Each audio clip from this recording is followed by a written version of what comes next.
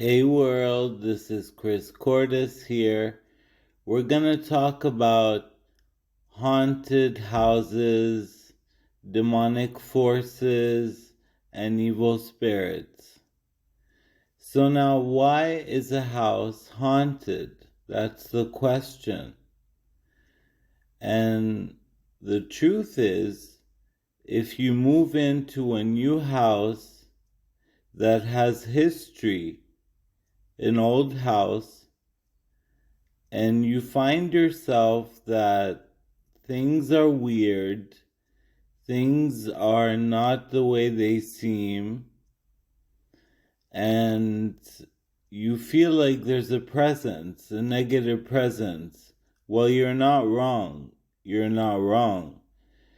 See, you might be under an attack from or an evil spirit or a spirit that lived in the house before, or a demonic entity. It could be either of these things. Now, how does this start? Well, if you move into a new house that is brand new, a new apartment, it is unlikely that you will have a haunted home.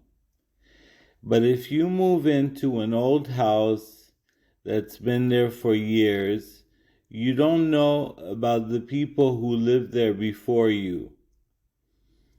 See, what happens is it all starts with two things. Two things that can haunt a home. The first one is the Ouija board.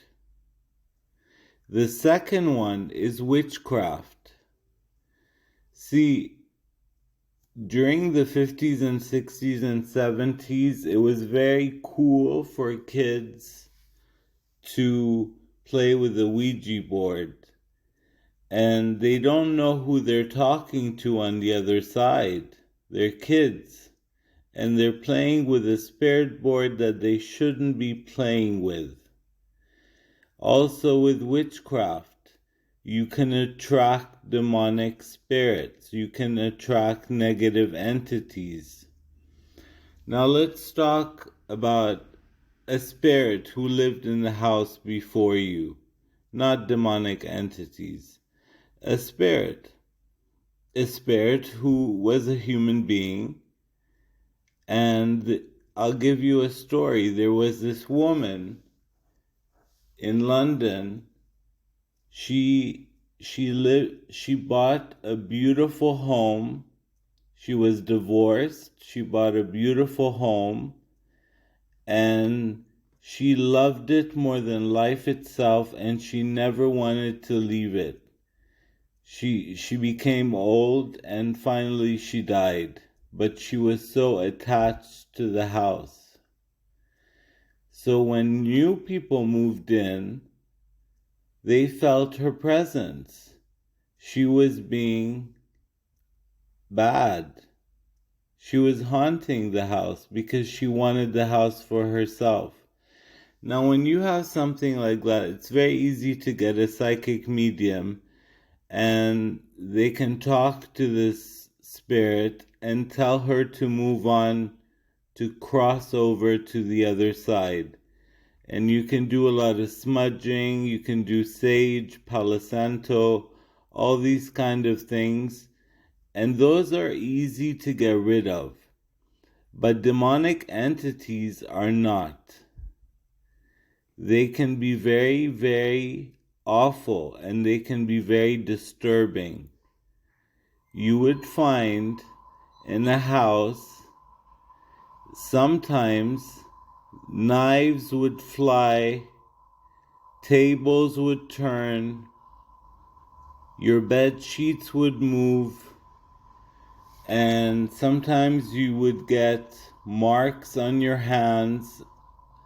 Those are all signs of a demonic entity. Those are all signs of an entity that wishes you harm. So when you do that, when you have that, you need to bring in a psychic medium, and they will decide if it is really a demonic entity or not, and they will get a priest because the house needs exorcism. And when you have that, you can become free again. And what the priest would do is he would come into the house, bless the house, bless the people in it with holy oil in water, in holy water. It's very powerful when you put holy oil in holy water, and you would just bless the house. And sometimes the demonic entity will possess a person. So when that happens, it becomes even more difficult. So the easiest way the priest can get rid of that demon is by knowing the name of the demon. Because when you know the name of the demon, it weakens it and it sends it back to hell. So there you have it. I mean, it's very, very serious. It's not a joke to play with Ouija boards and do witchcraft. Now, I don't want to insult people who are Wiccans, voodoo, hoodoo, and other types of religions who do witchcraft. This is far from the truth. I don't want to insult anybody. But the truth is, witchcraft does bring in demonic entities. So now you know. So now you know the truth. It's best never to play with Ouija boards, spirit boards, never do witchcraft.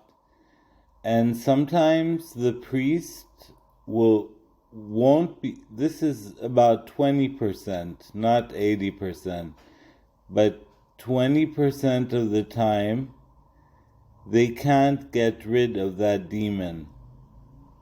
So the people in the home, they have to move. They have to move. And it's very sad because they bought the home, they're very happy, and then they have to move. So don't play with Ouija boards. Don't do witchcraft. Always pray to God because He's there. You have a beautiful angelic realm. You have beautiful angels, spirit guides, and archangels to protect you. Pray for Archangel Michael. You don't need religion for that. Angels are for all religions. Archangel Michael is the angel of protection. So always pray to Archangel Michael and he will protect you. That's it for now, and we'll be back after the break.